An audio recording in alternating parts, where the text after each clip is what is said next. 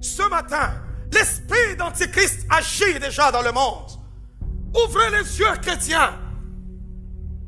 Il y a des gens qui sont là, qui ont ouvert, je ne sais pas, des chaînes sur YouTube où les gens peuvent suivre la parole de Dieu.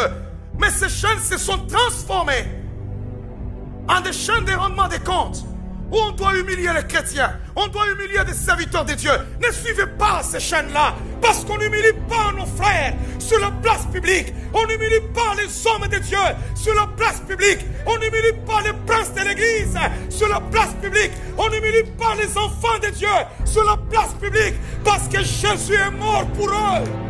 Jésus dit, si ton frère a péché, reprends-le.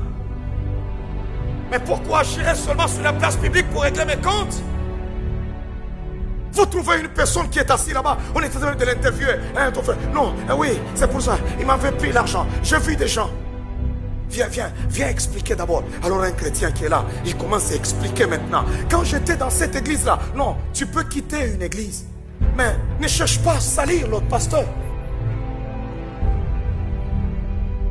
Pourquoi il y a des chrétiens, quand ils quittent une église, ils veulent que ça se détruise après lui? Il veut que tout meure. Il faut avoir l'honnêteté telle que tu es venu. Tu as prié. Si tu trouves que ça ne t'enchante pas là-bas, ok. Tu prends ta petite Bible, comme c'est la coutume de quelques-uns, déplace-toi encore et va ailleurs. Il y a une méchanceté au milieu des chrétiens. Une méchanceté. Oui, c'est le siècle présent. Tous ces scandales qui sortent de l'église, c'est les chrétiens qui les propagent. Ce ne sont pas les païens.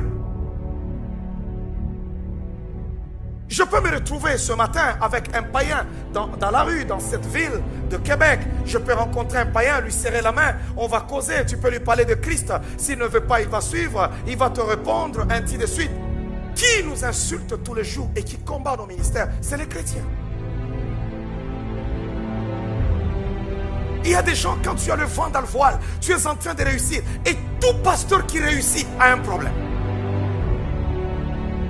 On dirait que tous les pasteurs doivent rester en bas. Non, Église, ne tue pas tes princes.